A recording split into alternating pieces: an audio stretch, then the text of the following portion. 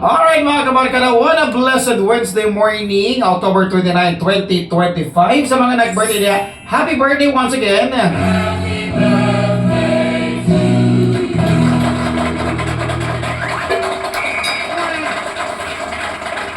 Alright, para ni sa mga ginikanan o sa mga anak this morning. Now, listen to me mga kabarkada. FYI, kung ikaw usa ka klaro nga ginikanan ngadto sa imong anak, tudloan nimo insakto ang imong anak. Sama sa unsa man Sergeant Rico. Bata pa lang na sila nga mahadlok pagani sa usalang katutukan, usalang katanawan sa imong mga mata. Diha pa lang daan i-cherish na ang word nga discipline. Oras gani ka barkada nga dili nimo na matisok sa ilang utok o sa ilang kasing-kasing nga angay kang respetuhon. Ayaw pag-expect nga ni dako anang bata respetuhon pa kaana nila. Ano man? So ang bata pa sila kung imo silang i-spoiled sa mga butang nga dili unta sila angay mas spoiled.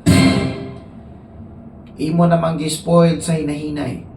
The moment nga mo na mas spoiled ang kanang bataa, dili na gid na siya ganahan mo biya pa sa pagpa-spoil nimo.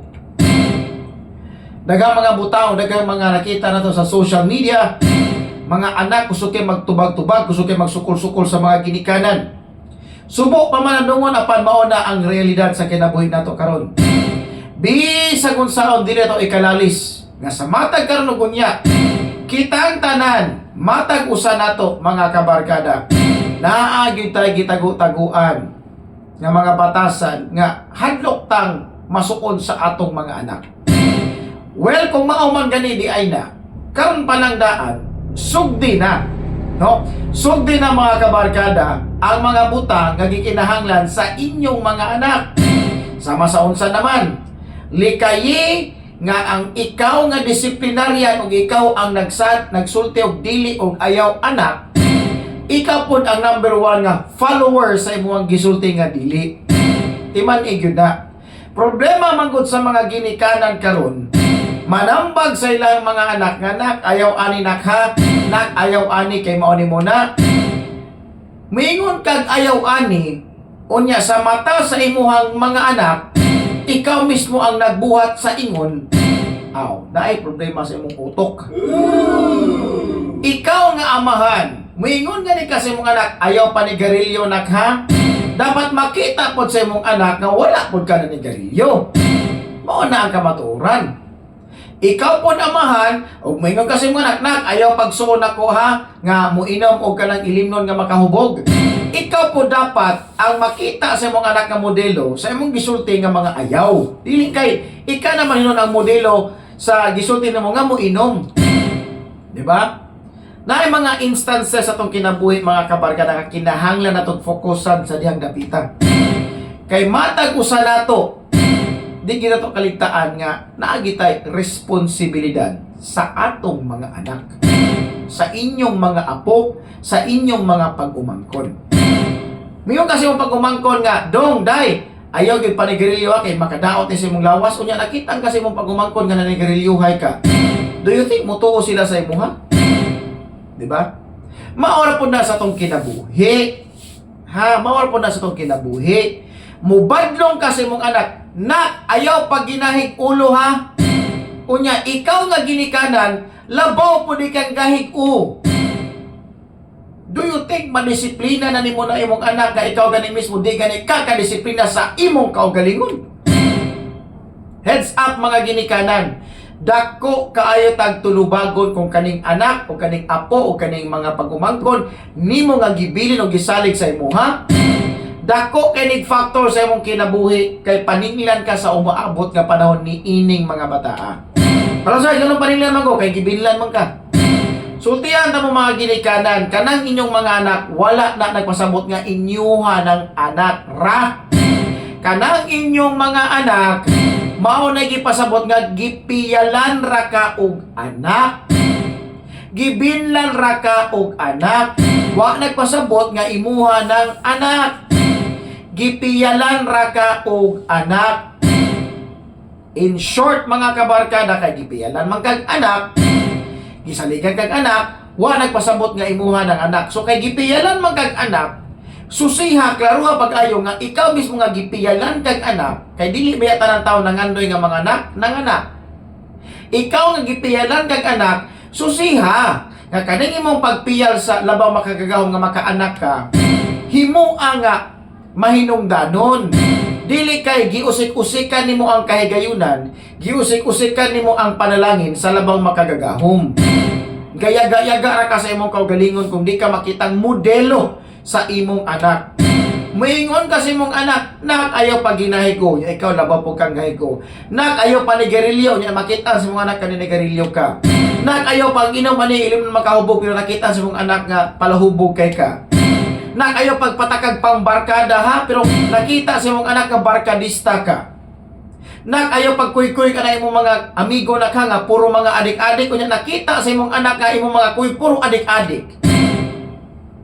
Nak ayaw ba gyud pagsuon ha nga kanang mangawat ka og mga butang nga dili imuha ha, pero imong gikuyugan mga kawatan. Nakita nimo ang imong pagdili sa imong mga anak. Dapat ikaw mismo ang modelo sa imong mga anak. Modelo sa kaayuhan o dili modelo sa kanang kapakyasan o modelo sa kadautan. Timan gyud na. Ikaw nga ginikanan, ikaw ang gitan-aw nga timon sa imong anak. Kung unsay may tabo sa imong anak, dako kayong factor nga tulubagon sa mga anak. Tinuod na mga kabarkada, busa ikaw mo disiplina kasi imong anak. Ayaw gani, ayaw gyud. Dili pwede nga kanang kanang anak ayoy pa ni garilyo ha, pero nagkote siya na dito be. Ha? Sure ka? Nakita nimo imong kaugalingon?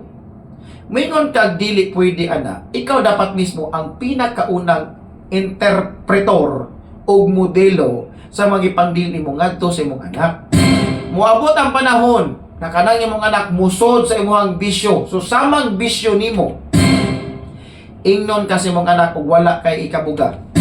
Ingnon kasi mong anak, ikaw gani pa ni gerilyo gani ka, ya ako dili pwede. Unsa may katubag nimo?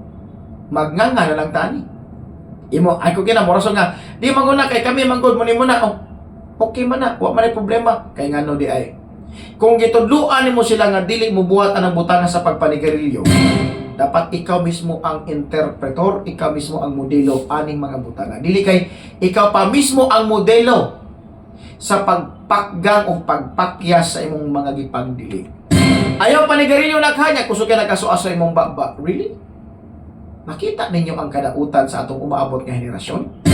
Next generation, tungod sa mga kasagaran, wala pa ning tanan ha, kasagaran sa mga ginikanan karon, way klaro. Igo na mo tilaw og lami, hindi guman og tilaw og lami, ibilin ra sa mga ginikanan ang ilang mga anak, magpataka na lang gyapon og tilaw og lami bisag asa. Huna agad dapat ay imong responsibilidad before ka musod aning gitawag na tong pagkaginikanan.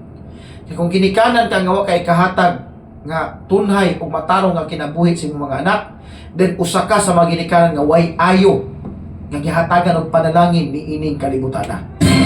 Tinuod na mga kabarkada, wala pa ginamausap. Sa mga ginikanan diha, karon palang daan, ihatag ang gikinahanglan sa inyong mga anak, o dili ang mga gusto sa inyong mga anak, kay spoil ang tawag anak. Kinahanglan karon palang daan, disiplinahaan inyong anak. Kung di ka gusto sa umabot nga panahon, ikaw ang unayon og sungay anang imong anak. Dalay ko ng Diyos karon mga kabarkada. Share this video, dili ni live mga kabarkada, kay madilit pa itong live after 30 days. And to God be all the glory mga kabarkada. Ang salamat, mga impuntag, Sergeant Licoy. Reminders lang sa mga ginikanan.